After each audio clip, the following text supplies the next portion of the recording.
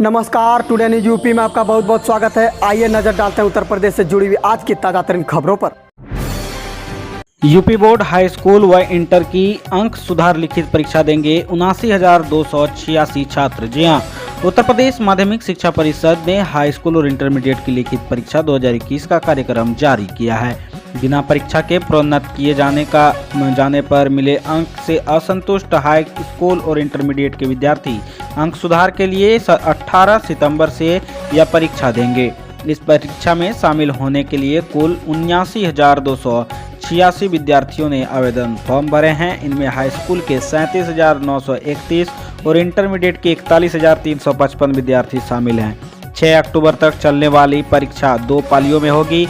इस परीक्षा में मिले अंक ही अंतिम रूप से मान्य होंगे। प्रोन्नत किए जाने पर मिले अंक अमान्य हो जाएंगे, यानी कि इस अंक सुधार परीक्षा में फेल होने पर परीक्षार्थी फेल माने जाएंगे।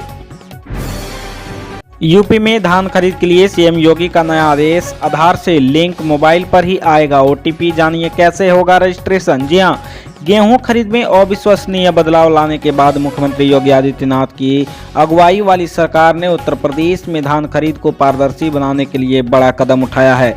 पश्चिमी उत्तर प्रदेश में 1 अक्टूबर और पूर्वी उत्तर प्रदेश में 1 नवंबर से शुरू होने वाली धान खरीद के लिए किसानों के लिए बुधवार से पंजीकरण लिंक उपलब्ध करा दिया गया है। पंजीकरण के लिए आधार में लिंक मोबाइल नंबर दिया जाना अनिवार्य कर दिया गया है। इसके ऐसे किसान जिन्हें न्यूनतम समर्थन मूल्य पर धान खरीद की प्रक्रिया में शामिल होना है, अपने आधार पंजीकरण से मोबाइल नंबर किसी भी कॉमन सर्विस सेंटर से लिंक करा सकते हैं।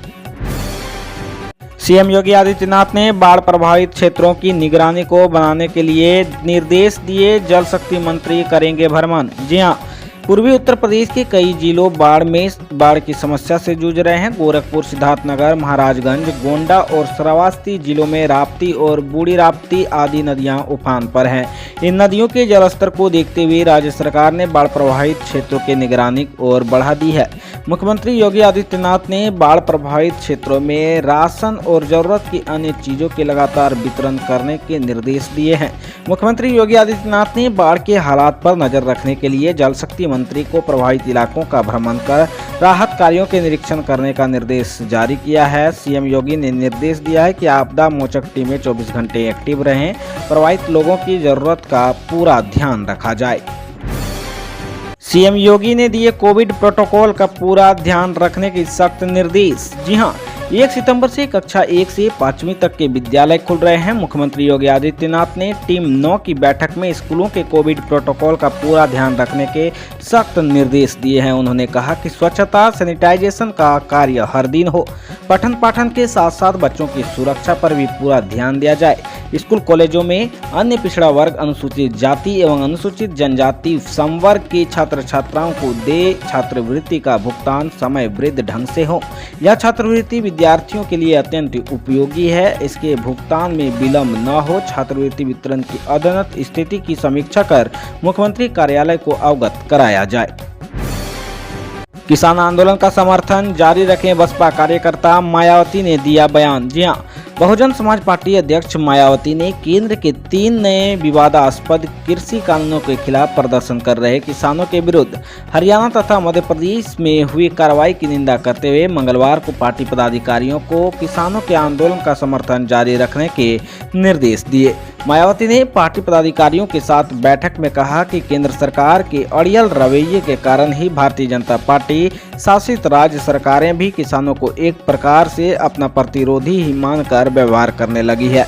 उन्होंने कहा कि इस मामले में खासकर हरियाणा सरकार का रवैया लगातार घोर किसान विरोधी बना हुआ है तथा अब आंदोलित किसानों के सिर फोड़ने के सरकारी आदेशों को भी सही ठहराने का प्रयास किया जा रहा है। बसपा प्रमुख ने कहा कि भाजपा की इसी प्रकार की जन विरोधी और किसान विरोधी कार्यशैली से उत्तर प्रदेश सहित अन्य राज्यों में जनता का हाल बेहाल हो रहा है।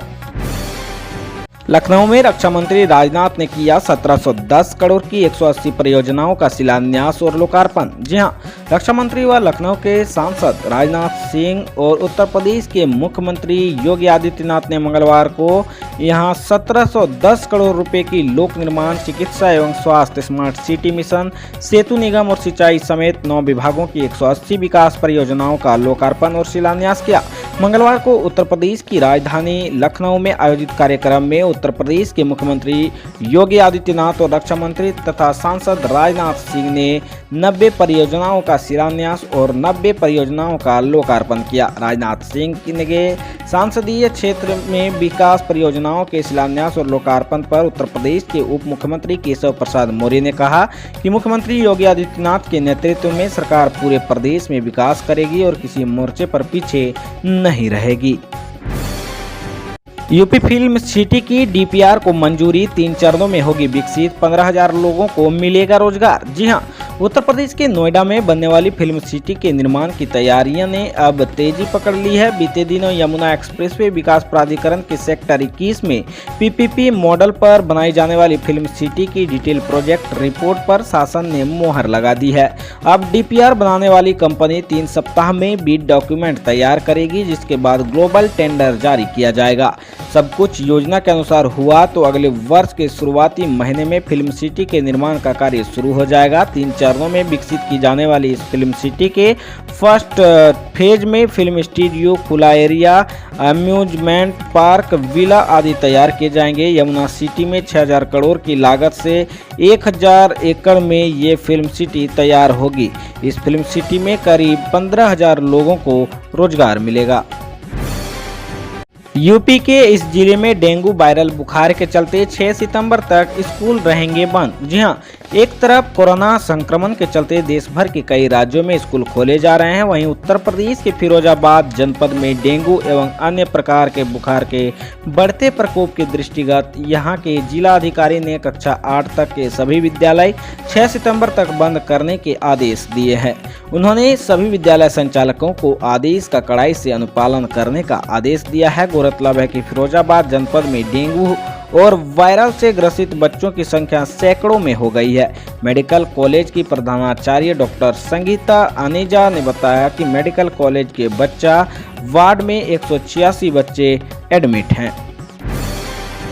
बैंक अब आपके घर पर पहुंचाएंगे सिक्के, 1 सितंबर से बदल रहे हैं नियम। जी हां, बैंक अब जल्द ही डोर स्टेप बैंकिंग के तहत अपने ग्राहकों को उनके दरवाजे पर सिक्के पहुंचाएंगे। आरबीआई ने बैंकों को अपने थोक ग्राहकों के लिए ऐसी नीति बनाने की अनुमति प्रदान कर दी है।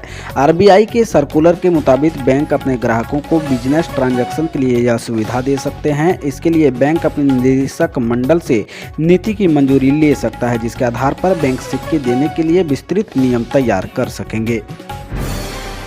वहीं बात करें आज के आखिरी खबर उत्तर प्रदेश के मौसम अपडेट पर, तो यूपी के कई जिलों में भारी बारिश के हैं आसार। जी हां, देश भर में बन रहे विभिन्न मौसम सिस्टम से आने वाले दिनों में और ज्यादा बारिश के आसार हैं। मौसम की सक्रियता से बारिश का यह दौर 4 से 5 सितंबर तक जारी रहने की उम्मीद है।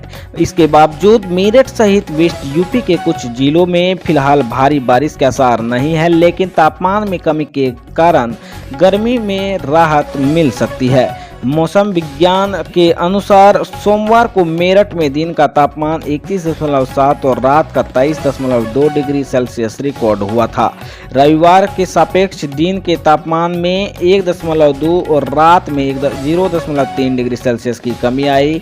दिन रात का तापमान सामान्य से 1 और 2 डिग्री सेल्सियस कम दर्ज हुआ। शाम 5:30 बजे तक मेरठ में 1.4 mm बारिश रिकॉर्ड हुई। मौसम विभाग के अनुसार मेरठ में 5 सितंबर तक रुक रुक कर बारिश का दौर जारी रहने की उम्मीद है। उत्तर प्रदेश की तमाम बड़ी खबरों से अपडेट रहने के लिए हमारे चैनल टुडे न्यूज को सब्सक्राइब करें और बेल आइकन को दबाना ना भूलें।